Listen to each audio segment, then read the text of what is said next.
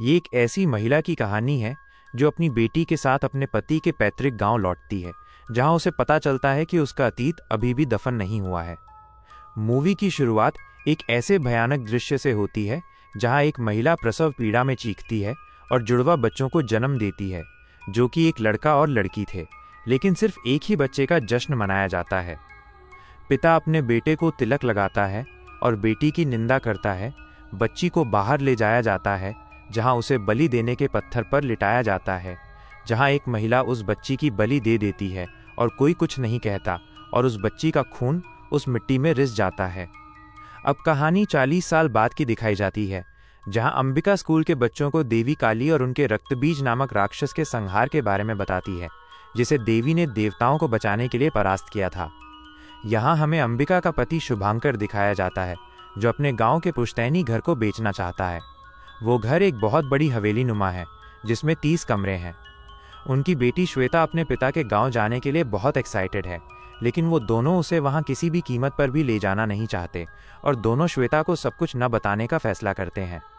कुछ दिनों बाद शुभांकर को गांव के सरपंच जयदेव का कॉल आता है, जो शुभांकर को बताता है कि उसके पिता अब इस दुनिया में नहीं रहे, तो शुभांकर को जल्दी ही अपने पैतृक गांव जाना पड़ता है। पिता के अंतिम संस्कार के बाद शुभांकर उस घर को अब जल्द से जल्द बेचना चाहता था, लेकिन जयदेव उसे अभी मना कर किसी अच्छे ब्रोकर से मिलवाने को कहता है। शहर वापस लौटते समय शुभांकर सिगरेट पीने के लिए कार साइड में लगाता है कि तभी उस पर एक पेड़ जैसा दिखने वाला राक्षस हमला कर देता है, जिससे शुभांकर की मौत हो जाती है और कार में आग लग जाती है।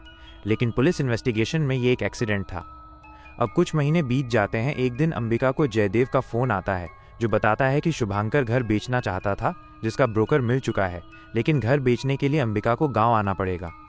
अंबिका थोड़ी घबरा जाती है, क्योंकि अब उसे अपनी बेटी को लेकर चंद्रपुर जाना होगा। तभी उसे श्वेता के आईपैड में एक बरगद के पेड़ का स्केच दिखता है, जो चारों तरफ से जड़ों और शाखाओं से घिरा हुआ था।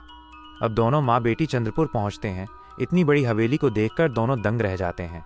वो हवेली बहुत ही शांत थी और एक काली देवी का बंद पड़ा मंदिर भी था। श्वेता की दोस्ती हवेली के देखभाल करने वालों की बेटी दीपिका से हो जाती है। अंबिका उनसे मंदिर के बंद होने की वजह पूछती है। वो लोग बताते हैं कि जब देवी किसी को सपने में दर्शन देती है, तभी इस मंदिर का द्वार खुलता है, लेकिन पिछले 40 साल से देवी ने किसी को भी दर्शन नहीं दिए।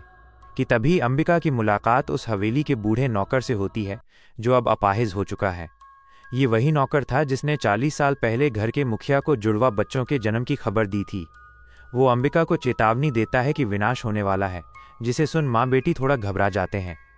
अगले दिन श्वेता और दीपिका खेल रहे होते हैं और श्वेता अपनी पेंटिंग्स दीपिका को दिखा रही होती है कि तभी उसकी नज़र उस पेड़ वाली पेंटिंग पर पड़ती है, जिस पर वो सोचती है कि ये पेंटिंग उसने कब बनाई। तभी दोनों बातों बातों में वहाँ के खंडहर के अंदर वाले पेड़ के पास जाने की बातें करने लगते हैं। श्वेता दीपिका को उसे उस पेड़ के पास ले जाने के लिए बोलती है। दीपिका कहती है कि वहाँ जाना खतरनाक है और कोई भी वहाँ नहीं जाता। ये सुन श्वेता अब और भी जिद करने लगती है। अब दोनों लड़कियां छुप छुप कर उस खंडहर के अंदर चली जाती हैं, जहां उन्हें वही विशाल पेड़ मिलता है और वहां बलि का पत्थर भी था। तभी वहां अंबिका और दीपिका की मां आ जाते हैं। दोनों अपनी बेटियों को उनकी बात ना मानने के लिए डांटते हैं कि तभी दीपिका को उसका पहला पीरियड शुरू हो जाता है, जिससे उसकी माँ की चिंता और भी बढ़ गई थी। उसकी माँ उसे कमरे में बंद कर देती हैं, जहाँ रात को वही पेड़ जैसा दिखने वाला राक्षस उठा ले जाता है। दीपिका की माँ सारा दोष अंबिका और उसकी बेटी पर डालती हैं। अंबिका तुरंत पुलिस को कॉल करती है। पुलिस तुरंत गांव पहुंचती है। गांव वाले बताते हैं कि उसे जंगल वाला शैतान उठाकर ले गया है, जो लड़कियों को उनके पहले पीरियड में उठाकर ले जाता है। पुलिस ऑफिसर और अंबिका ये सब गांव वालों का अंधविश्वास बताते हैं। गांव वाले कहते हैं कि 4-5 दिनों बाद लड़कियां खुद ब खुद घर वापस आ जाती हैं, लेकिन उन्हें कुछ भी याद नहीं होता कि उनका अपहरण किसने किया था। अब अंबिका और पुलिस ऑफिसर दोनों उस खंडहर के अंदर दीपिका को ढूंढने जाते हैं, जहां उन्हें वो पेड़ दिखाई देता है, लेकिन उन्हें वहां कुछ नहीं मिलता। अब श्वेता अपनी माँ को कहती है कि आप लोग मुझसे क्या छुपा रहे हैं। उसकी जिद के कारण अंबिका को उसे देवी काली और रक्तबीज की कथा सुनाती है। रक्तबीज अपराजित था, जहां भी उसके खून की बूंदें गिरती वहां नए राक्षस जीवित हो उठते थे, और ऐसा करते करते एक विशाल सेना बन गई। देवी ने उस पर आक्रमण किया और उसका रक्त जमीन पर गिरने नहीं दिया, लेकिन उसके खून की एक बूंद धरती पर आ गिरी। जिस जगह वो बूंद गिरी थी वो कोई और नहीं, उनका गांव चंद्रपुर है, और वो राक्षस वास्तव में मरा नहीं है। अब वो राक्षस अपना वंश आगे बढ़ाना चाहता है और इसीलिए वो गांवों की लड़कियों का अपहरण करता है। पौराणिक कथाओं के अनुसार देवी माँ के एक भक्त को उनके खून की एक बूंद पिलाई गई थी, जिससे वे शक्तिशाली हो गया, और इससे पहले कि वो राक्षस को मार पाता, राक्षस वहां से भाग गया, क्योंकि वो देवी द्वारा दिए गए आशीर्वाद को परास्त नहीं कर पाएगा।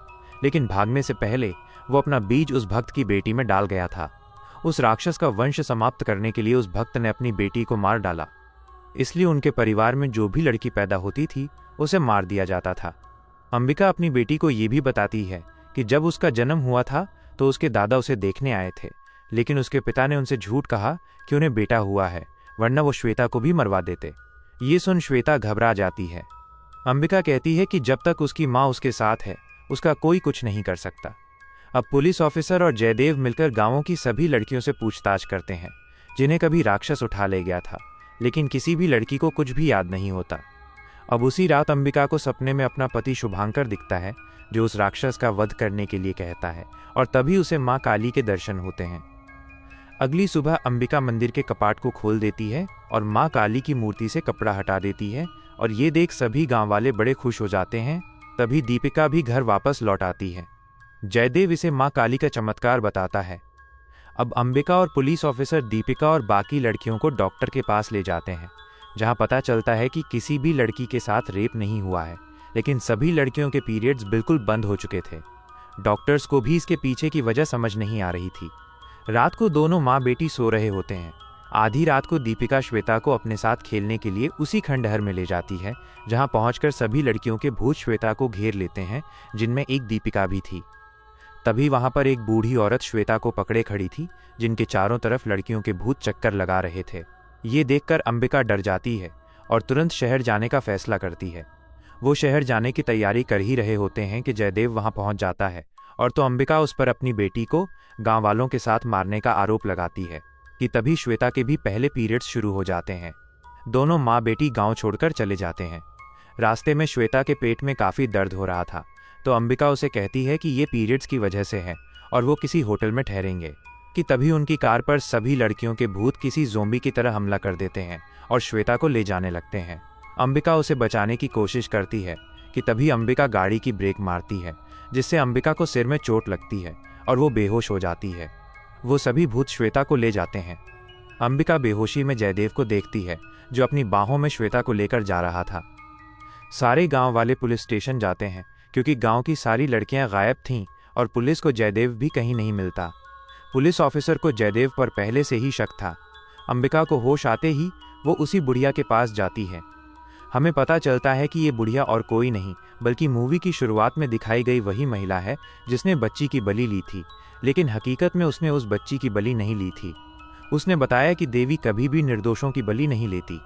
वहाँ खड़े सभी मर्दों ने उसे ताना मारा कि औरतें कमज़ोर होती हैं और उस बच्ची की बलि किसी और ने नहीं बल्कि सरपंच जयदेव ने ली थी। वो बताती है कि जयदेव ने उसे पूरे गांव के सामने बदनाम किया और उसका रेप कर गांव से बाहर निकलवा दिया। वो पेड़ का राक्षस और कोई नहीं बल्कि जयदेव ही है। पुलिस ऑफिसर अपनी टीम लेकर उसी खंडहर में जाता है, जहां जयदेव एक एक कर अपनी लताओं में जकड़कर ऑफिसर सहित सभी पुलिस वालों को मार डालता है। बूढ़ी औरत कहती है कि वो राक्षस श्वेता का इस्तेमाल अपना वंश आगे बढ़ाने में करेगा। अंबिका अपनी बेटी को बचाने के लिए जंगल भागती है, पर बूढ़ी औरत उसे कहती है कि जब तक वो माँ काली की पूजा नहीं करेगी तब तक वो उस राक्षस का कुछ नहीं बिगाड़ सकती। उसे हराने के लिए माँ का आशीर्वाद लेना होगा और उसे ये पूजा करनी ही पड़ेगी। अंबिका पूजा के लिए मान जाती है। गाँव वालों सहित अंबिका ये पूजा करती है कि तभी खुद माँ काली अंबिका को दर्शन देकर उसे आशीर्वाद देती हैं। अंबिका तुरंत एक हथियार लेकर जंगल की तरफ दौड़ती है। अंबिका उस राक्षस के पास अस्त्र लेकर दौड़ती है कि तभी सभी लड़कियां अंबिका को घेर लेती हैं और एक एक करके सारी लड़कियां बेहोश हो जाती हैं। तभी अंबिका राक्षस को मारने आगे बढ़ती है, लेकिन राक्षस उसे उठाकर फेंक देता है। वो अंबिका से कहीं ज़्यादा ताकतवर है। राक्षस अंबिका को अपनी लताओं में जकड़कर उसके हाथ पैर तोड़ देता है और उसकी गर्दन मोड़ देता है, जिससे अंबिका वहीं मर जाती है और उसके खून की बूंद ज़मीन पर गिरते ही सब जगह रोशनी फैल चुकी थी। अब खुद माँ काली अंबिका के शरीर में प्रवेश करती है और राक्षस कहता है कि आखिरकार देवी आ ही गई। देवी माँ के सामने उस राक्षस की शक्तियाँ कमज़ोर पड़ने लगती हैं और वो उस राक्षस को उसी तरह उठाकर फेंकने लगती हैं जैसे उसने अंबिका को फेंका था। देवी माँ राक्षस को ज़मीन पर गिराकर उसी अस्त्र से उसका दिल निकाल लेती है वो राक्षस वहीं खत्म हो जाता है। अंबिका अपनी बेटी और बाकी की लड़कियों को वहां से ले जाने लगती है। तभी वो बूढ़ी औरत कहती है कि उसकी बेटी राक्षस का बीज ले जा रही है, जिसका मतलब था कि राक्षस वंश को खत्म करने के लिए उसे अपनी बेटी की बलि देनी होगी। अंबिका सोचती है कि शायद यही उसकी परीक्षा है। वो जैसे ही उसकी बलि देने जा रही होती है कि बूढ़ी औरत उसे रोक देती है और कहती है कि माँ ने उस पर कृपा की है और राक्षस का बीज अब खत्म हो चुका है। आखिरी सीन में हमें एक रहस्यमयी आदमी दिखाया जाता है जो कहता है कि जब तक इंसान जिंदा है बुराई नहीं मरेगी, बुराई कायम रहेगा, और मूवी यहीं ख़त्म हो जाती है।